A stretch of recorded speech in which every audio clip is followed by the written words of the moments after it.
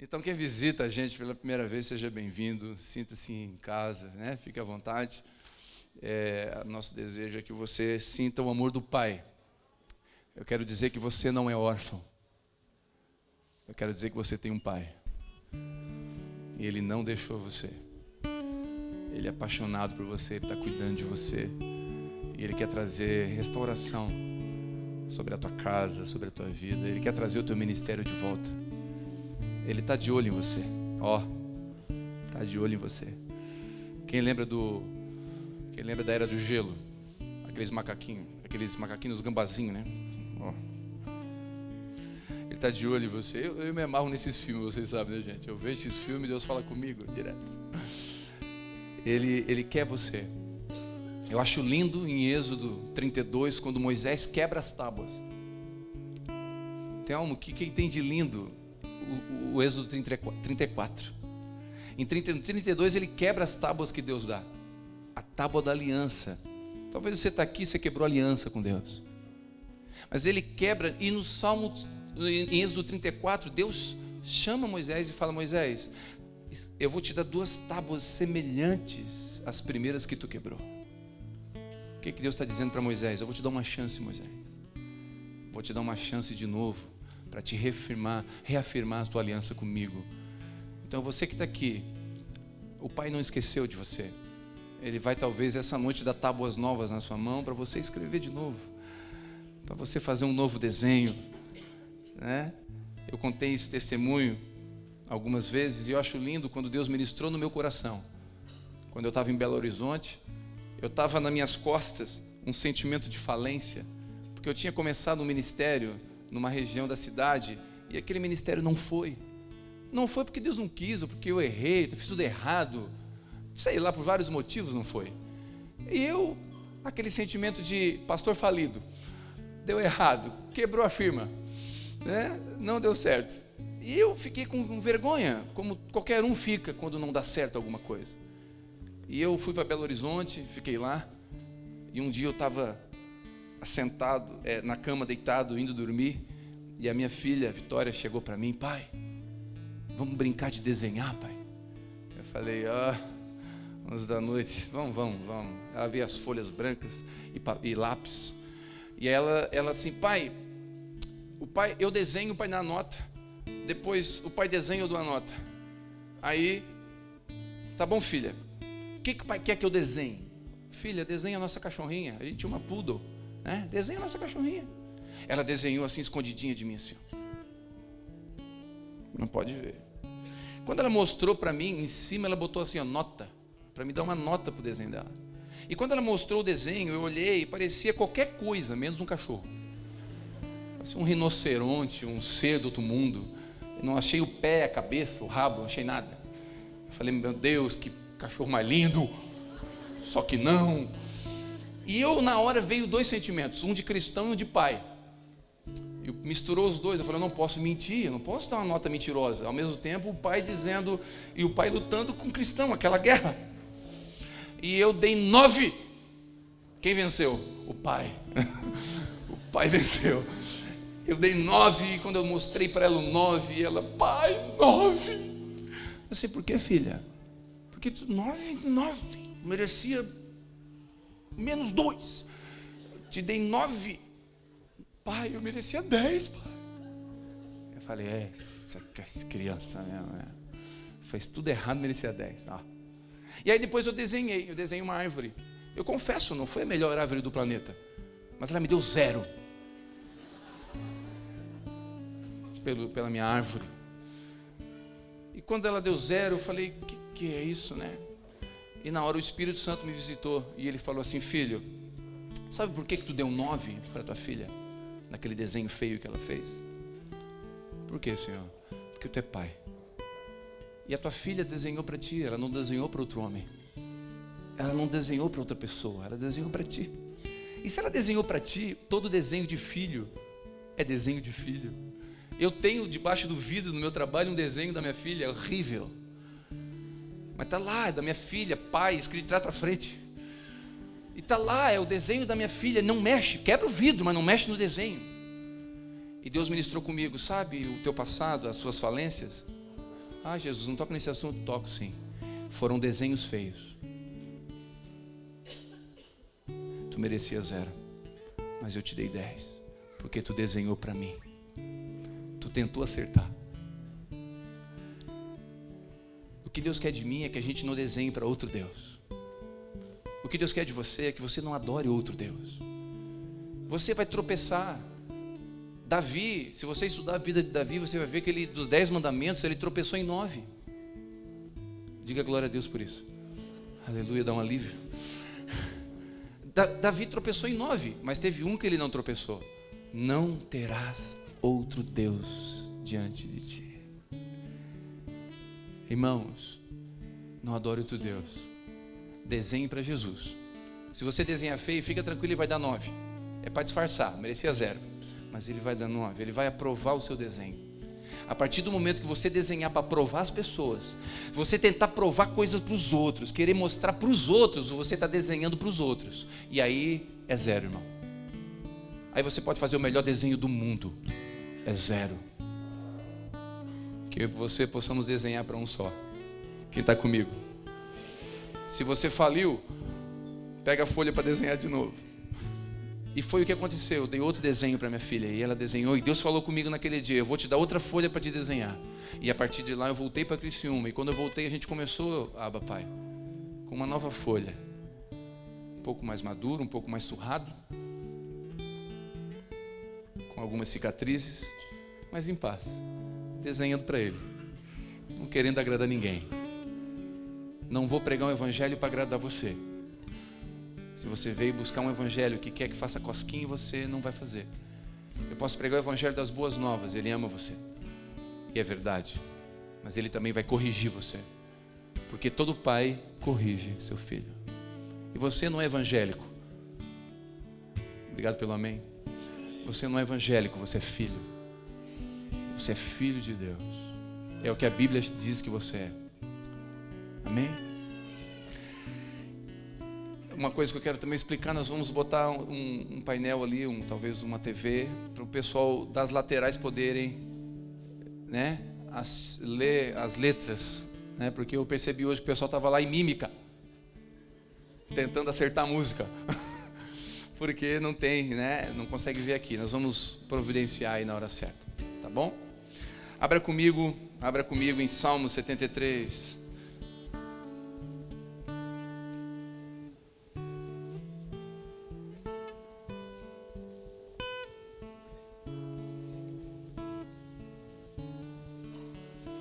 Jesus, eu quero ficar contigo.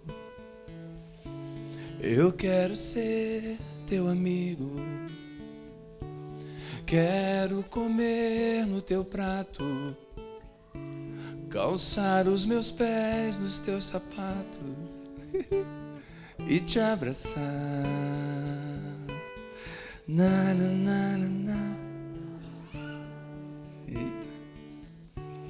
E te abraçar. Salmo 73, versículo 1 diz assim: verdadeiramente bom é Deus para com Israel e para com os limpos de coração. Quanto a mim, os meus pés quase se desviaram, pouco faltou para que escorregassem os meus passos. Pois eu tinha inveja dos ímpios quando vi a prosperidade deles, porque não há apertos na sua morte, mas firme está a sua força. Não se acham em trabalhos como os outros homens, não são afligidos como os outros homens. Por isso a soberba os cerca como um colar, vestem-se de violência com um adorno. Os olhos deles são inchados de gordura, eles têm mais do que o coração podia desejar. São corrompidos e tratam maliciosamente de opressão, falam arrogantemente. Põem as suas bocas contra o céu e as suas línguas andam pela terra. Por isso o povo dele volta aqui. As águas de copo cheio se lhes espremem. E eles dizem: como sabe Deus? Há conhecimento no Altíssimo? Eis que estes são ímpios e prosperam no mundo, aumentam suas riquezas. Na verdade, que em vão tenho purificado meu coração, lavei as minhas mãos da inocência em vão, pois todo dia tenho sido afligido, castigado a cada manhã. Se eu dissesse, falarei assim, eis que ofenderia até a geração dos meus filhos. E quando eu pensava e tentava entender isso, foi para mim muito doloroso. Até que eu entrei no santuário de Deus. Então eu entendi o fim deles. Vamos orar. Espírito Santo, traga lucidez. Eu tenho 5 pães e 2 peixes. É muito pouquinho. É muito, não alimentaria nunca. Mas se o Senhor pegar, Ele vai multiplicar e vai sobrar 12 cestos para a gente levar para casa, para dar para alguém ainda. Então, por favor, Espírito Santo, me ajuda. Seja esse amigo que o Senhor sempre é. Por favor, em nome de Jesus. Esse salmo ele é muito interessante porque Asaf, quem escreve esse salmo é Asaf. E ele fala o seguinte: eu comecei a olhar para o ímpio. Estou olhando para aquele que não teme a Deus, que não busca Deus. E ele começou a olhar para esse cara que não quer saber de Deus, esse cara que vive a vida de qualquer jeito, ele não tem respeito pela esposa, ele desonra seus filhos, ele mente nos seus negócios e ele prospera. E ele começou a ficar indignado com isso. E Asaf começou a dizer: olha, eu olhei, eu vi, está tudo certo para esse consumo. E eu me santificando.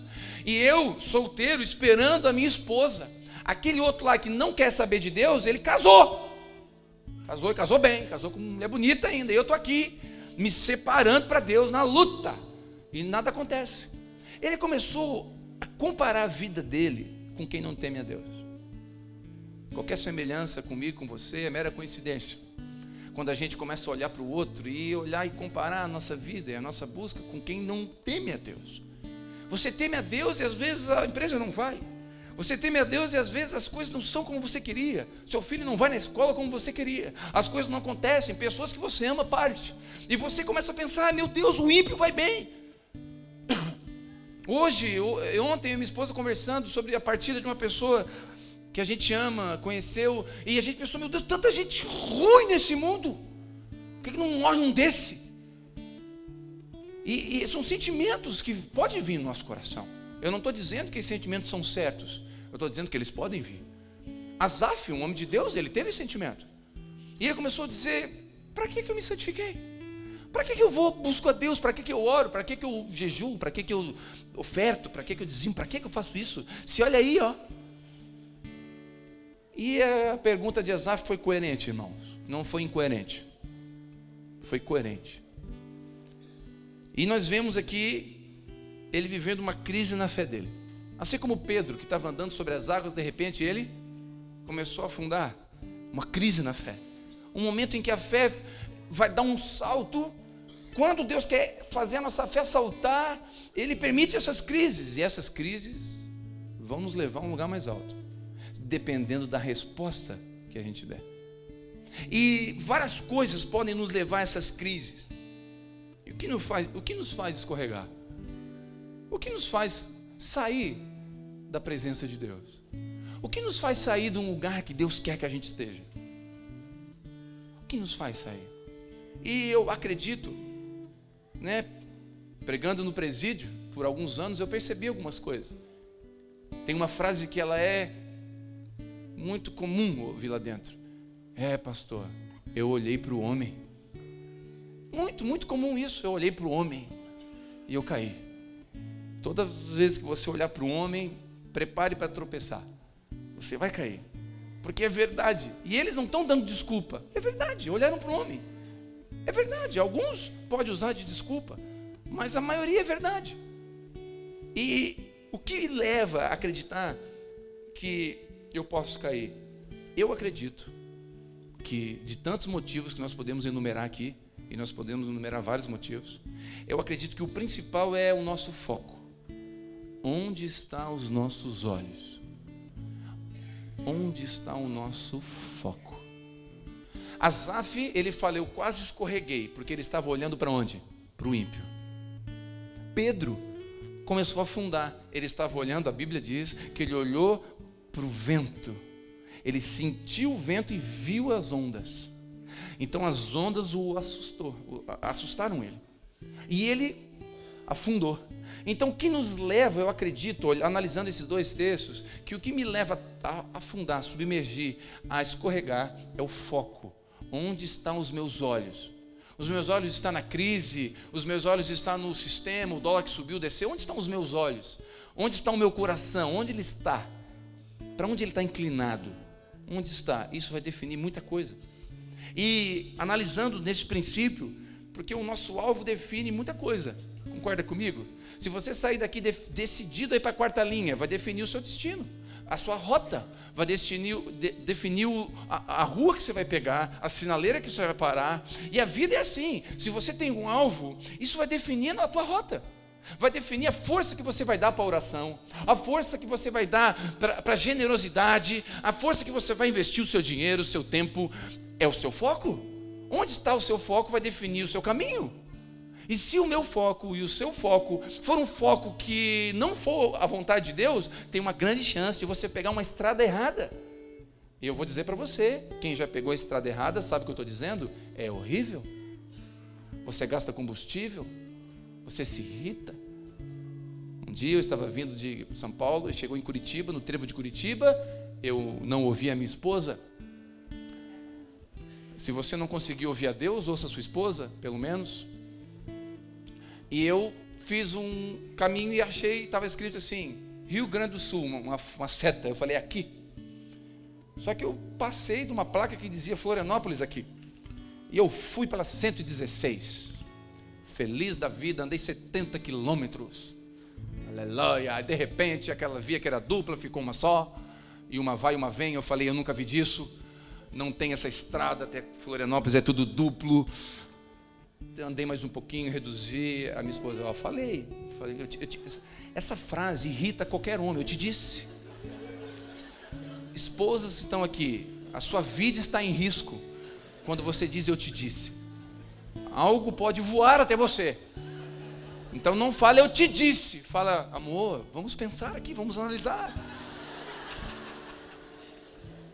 Nós estamos perdidos. Vamos pensar, vamos ver a rota. Pare e pergunte. E eu, como sou um cara sanguíneo e hemorrágico, descendente de italiano, pensei na gasolina que eu gastei, no tempo que eu perdi e na desculpa que eu ia ter que pedir, porque eu me irritei. Encostei o carro e perguntei, meu senhor, eu quero ir para Florianópolis. Ele falou, por aqui você vai para a Serra Gaúcha, você vai chegar em Porto Alegre. Você vai ter que voltar 70 quilômetros. Eu falei, haha. Virei o carro, dei aquele... Descontei tudo no carro. Você entendeu, os homens que estão aqui, sabe o que eu estou dizendo? Acelerei muito. E do meu lado estava minha esposa assim...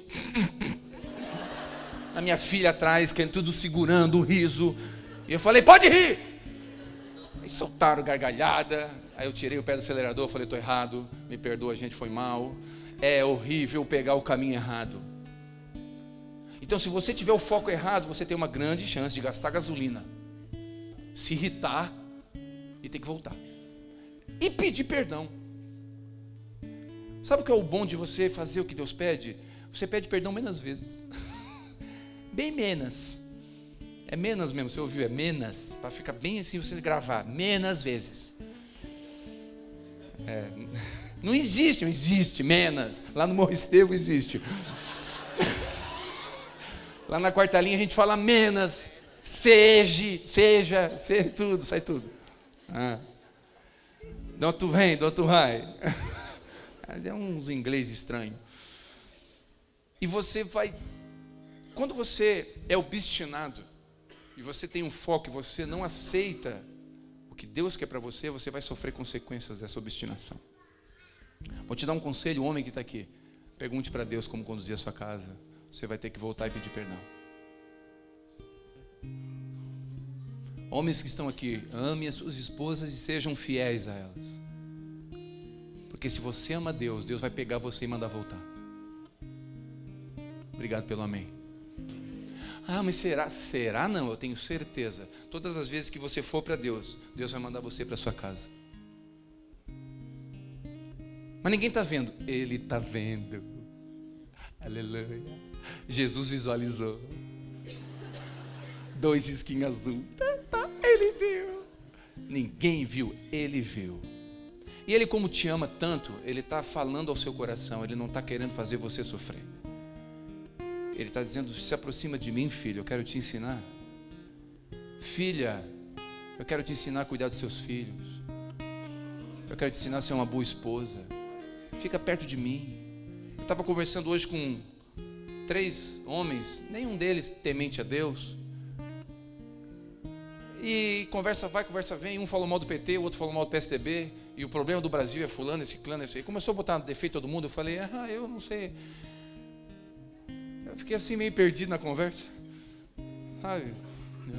O que eu falo? Qualquer coisa que eu falar aqui você... né? Aí eu falei, olha, eu vou dizer, eu acho que o problema do Brasil é a família. Como assim? É a família.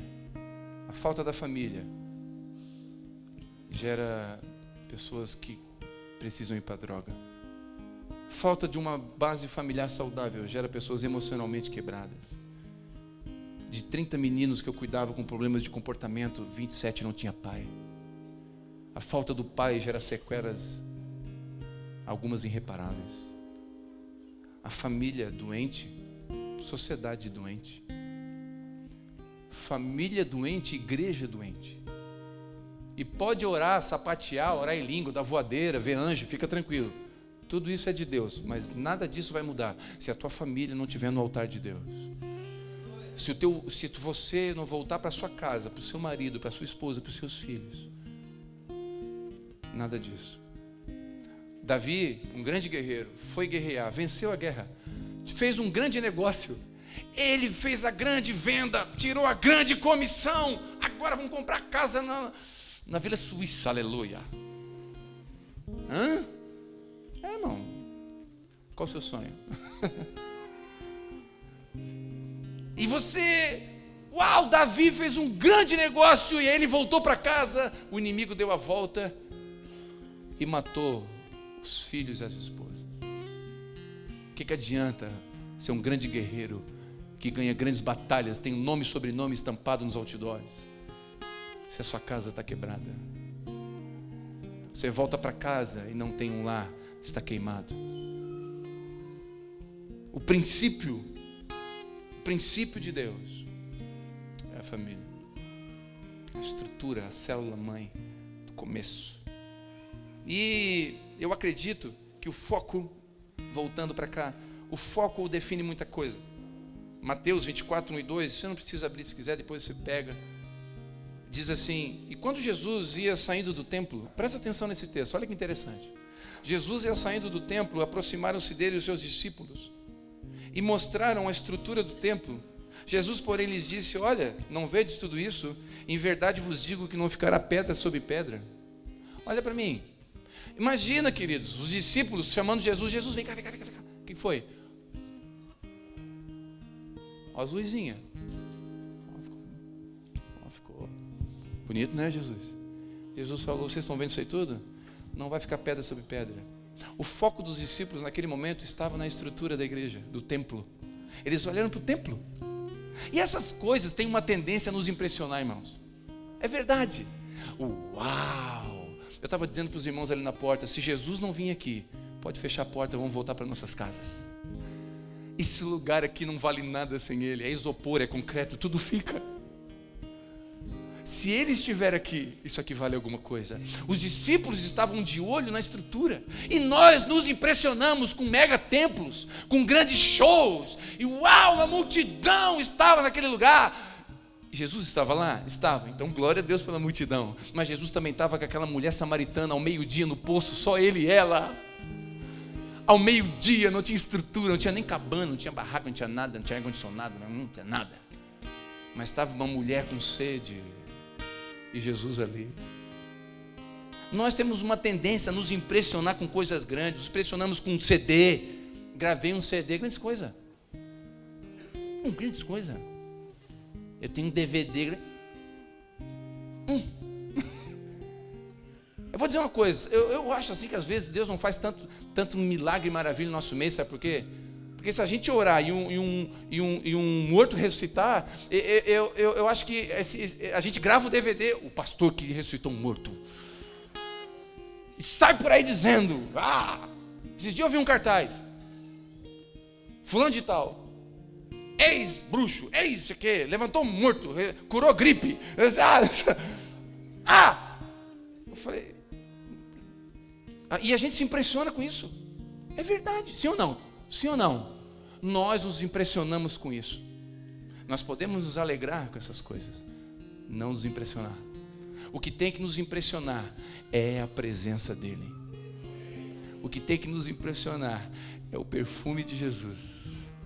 O que tem que nos impressionar é ele dizendo aos nossos ouvidos, filho meu, filha minha. A Bíblia fala que Deus usou uma mula para falar com o profeta. Diga amém. Deus usou uma mula para falar com o profeta. Diga amém. Olha para o seu irmão e fala, esperança para você. Fica tranquilo, mulinha de Jesus. Jumentinho de Jesus. O jumentinho chegou em casa, feliz da vida. Mãe, o que foi, jumentinho? Impressionante o que aconteceu hoje. Impressionante, impressionante. O que foi, jumentinho? A jumenta falando. Eu estava vindo em Jerusalém, entrando, e quando eu entrava, as pessoas jogavam uns negócios no chão e diziam, Hosana, Hosana. E eu entrando triunfante, aparecia um alazão. Me senti um alazão, mãe. Eu estava entrando e aquela Hosana, aquele negócio, as pessoas me olhando. E a mãe esperta, filho, volta lá amanhã e entra de novo. Tá bom, mãe. No outro dia ele foi, voltou, mãe, nada aconteceu. Ninguém me ligou, ninguém me viu. Um cara me chutou. Ô filho, não era você, é o que estava em cima de você. O Filho de Deus estava sobre você, meu filho. Por isso que tinha hosanas nas alturas. Nós somos jumentinho, irmão. Aleluia, aleluia. Se tirar Jesus de cima, acabou. Diga glória a Deus. Dá um glória a Deus, jumentinho santo. Aleluia. Deus me usou, jumentinho. Ai, que lindo, jumentinho de Jesus. Vamos cantar uma música, vamos inventar um jumentinho de Jesus. Se não existe um, criar uma. Para a gente adorar a Deus. Eu sou um jumentinho. Tira Jesus de cima, acabou. Tira Jesus daqui, acabou.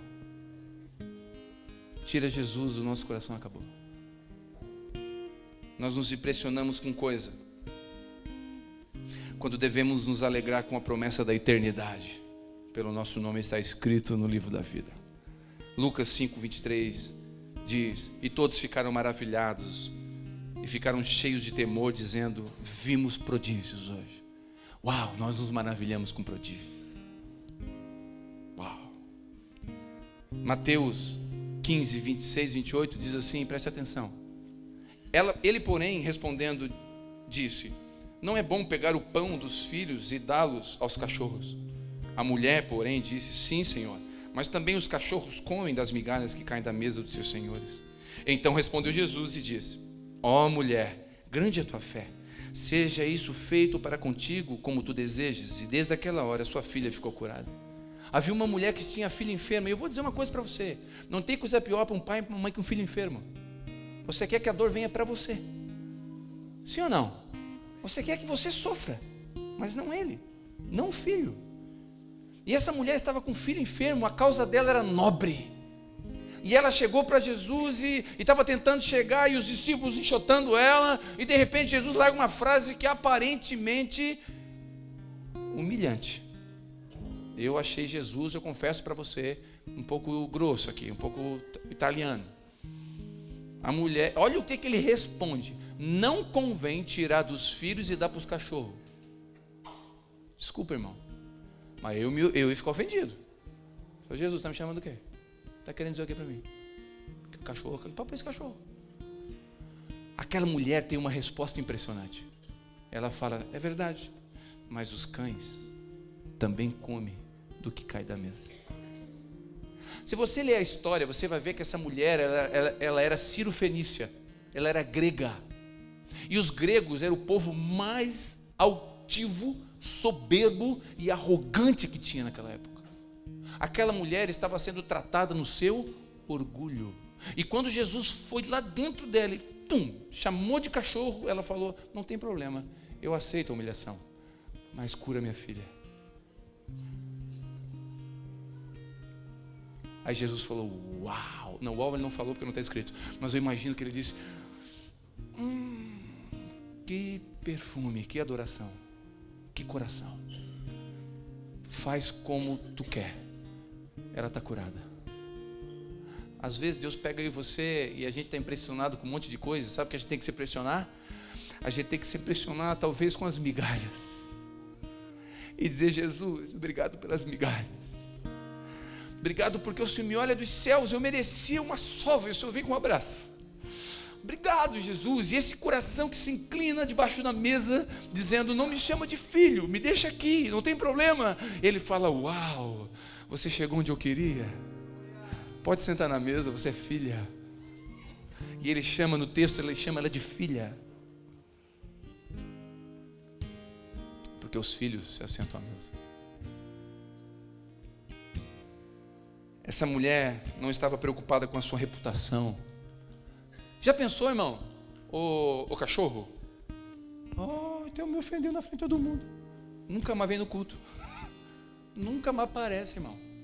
Se eu chamo alguém de cachorro aqui, ofendo alguém aqui, nunca mais aparece aqui. A reputação dessa pessoa foi para o barro. Essa mulher não estava nem aí para a reputação dela. Ela tinha um foco: eu quero o Deus que cura. Eu sei que Ele cura.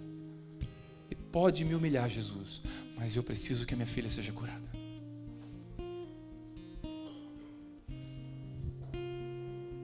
Nós vamos ter o batismo, nós vamos fazer o batismo nas águas.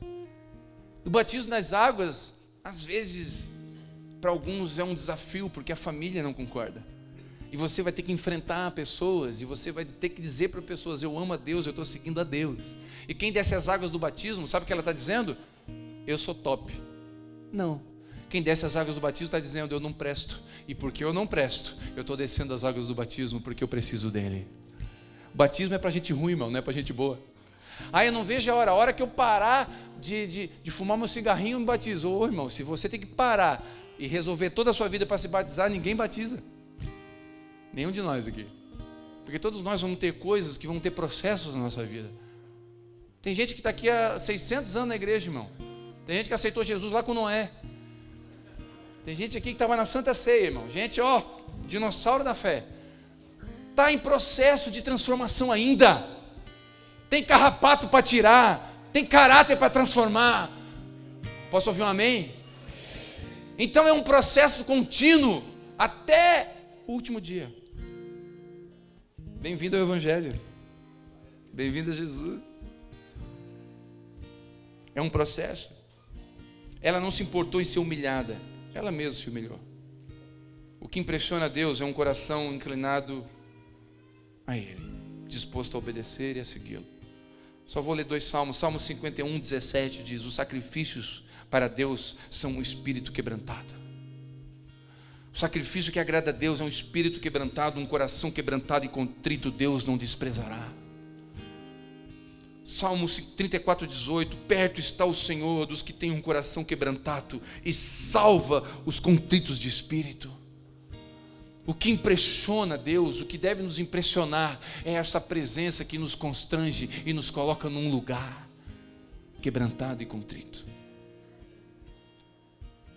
Êxodo 33, 11: falava o Senhor, olha que interessante isso, eu amo esse texto. Falava o Senhor a Moisés face a face, como quem fala com um amigo. Depois tornava para o arraial, mas o seu servidor, o jovem Josué, filho de Num, nunca se apartava da tenda. Olha que interessante isso. Aqui estava a porta da tenda, aqui era a tenda.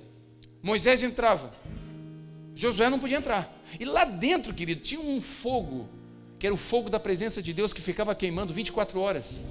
E a presença de Deus ali, naquele lugar, era forte. E Josué ficava aqui, Ele não podia entrar, Moisés entrava.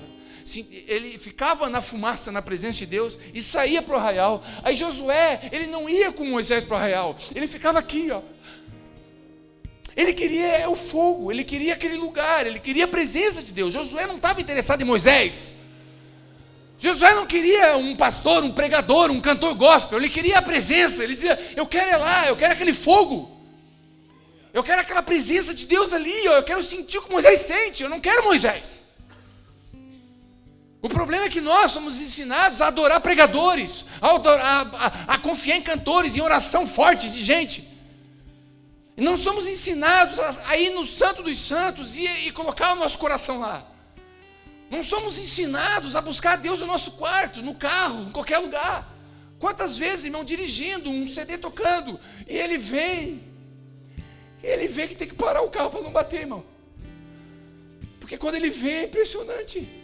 E eu acho que eu troco pregação de qualquer... Eu não troco, irmão, eu sento para ouvir pregação.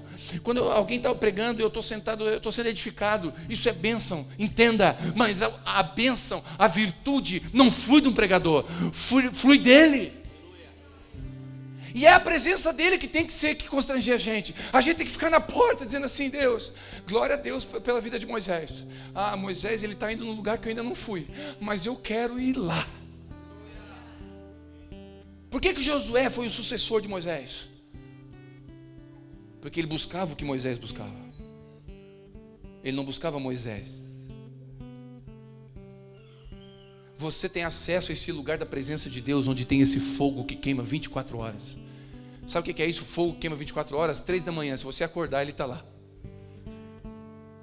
Meio-dia, se você parar e naquele dia você dizer, hoje eu não vou comer, eu vou jejuar. E fala, Jesus vem, ele vem. Escuta o que eu estou dizendo, ele vem. Fica só um pouquinho, dá um tempinho, não é 30 segundos, segura. Ele vem. Ele não resiste a um coração quebrantado e contrito. Quer ver ele vir? Quer ver a presença dele vir assim de uma forma constrangedora? É você colocar os joelhos no chão e começar a orar pelos seus inimigos. Começar a orar para aqueles que vos perseguem. Dizer, Jesus, abençoa fulano, abençoa mesmo, Senhor, dá graça. Perdoa, não sabe o que faz, Senhor. Esse coração, ele vem na hora, ele não resiste. Quando você coloca os seus joelhos no chão e começa a interceder por alguém, ele vem.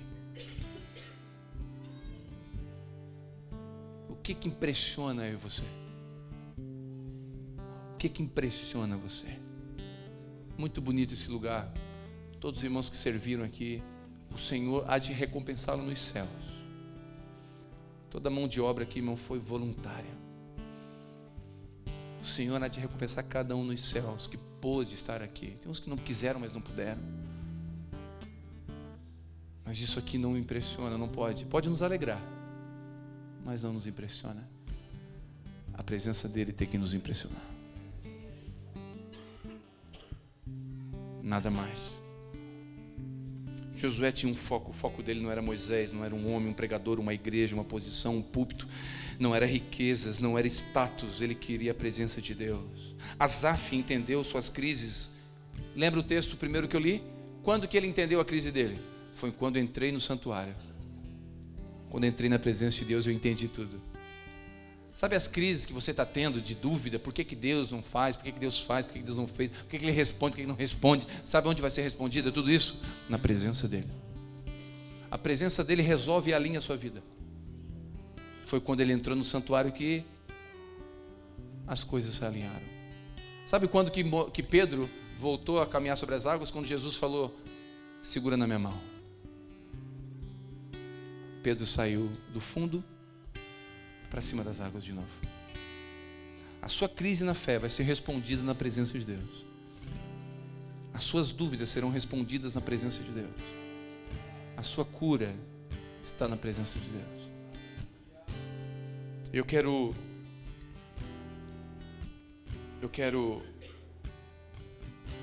ler um texto. Eu acho interessante que os discípulos que se impressionaram com o templo, logo depois de Pentecostes, da descida do Espírito Santo, se você ler a história, você vai ver que dos 12 discípulos, dos 11 que ficaram, depois Matias que entrou, você vai ver que dos 12, só um morreu de velho, João. Pela história da igreja conta isso. Os outros 11 morreram martirizados. Morreram, a Bíblia, historiadores contam que Filipe foram amarrados as suas pernas em 2 cavalos e os cavalos foram colocados para correr em lados opostos. e foi aberto ao meio. Bartolomeu morreu com espadas atravessadas no peito. A história conta que Pedro pediu para morrer de cabeça para baixo crucificado. Como que um homem que está impressionado com o templo, que na hora da cruz fugiram tudo, como que essas pessoas agora dão uma vida pelo Senhor? Como? Explica isso para mim. Na hora da cruz, irmão, só tinha João, vazou todo mundo ficou com medo de morrer. Por que agora, quando o Espírito Santo vem, eles morrem pelo Evangelho?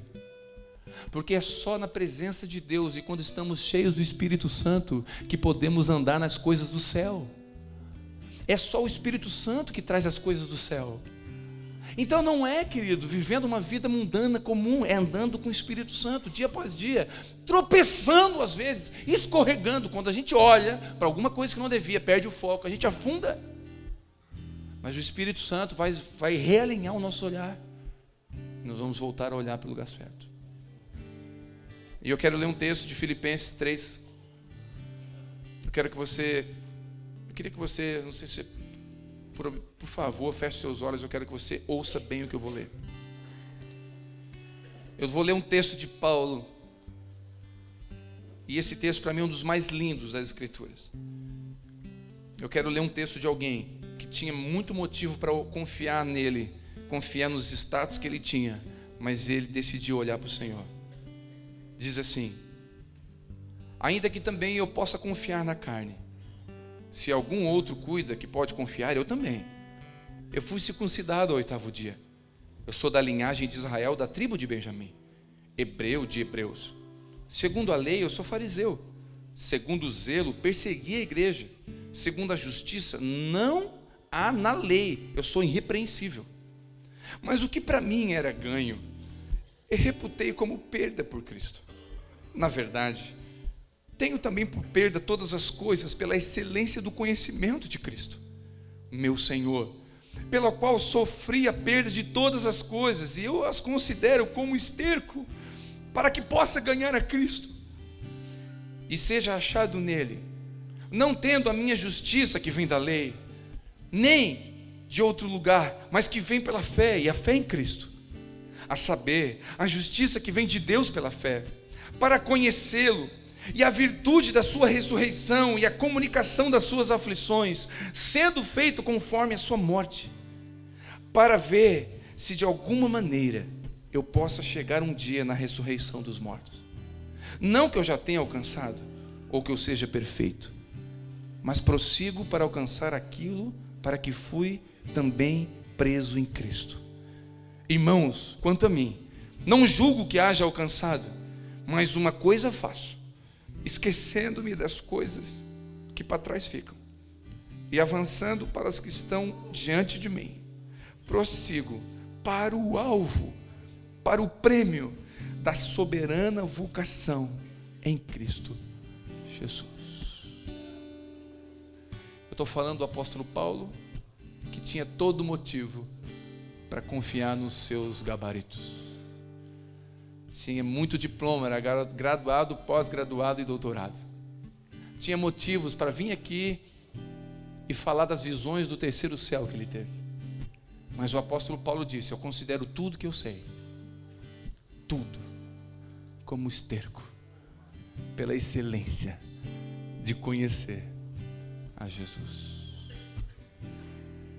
Nessa noite, a minha oração é que nossos corações sejam alinhados com o céu, que nossa vida seja guiada pelas coisas eternas, e que possamos ter os pés na terra, mas os olhos nos céus, que possamos conhecê-lo e prosseguir em conhecê-lo. Onde estão os teus olhos?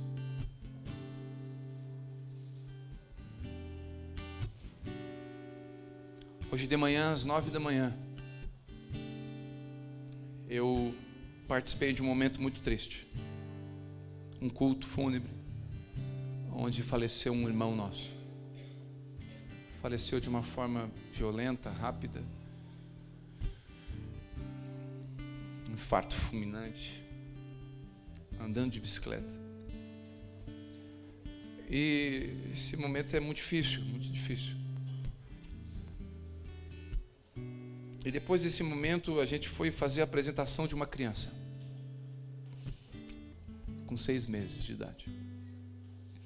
E o Espírito Santo ministrou para mim: filho, a vida é breve. A vida é breve. Vive para mim. Fica comigo.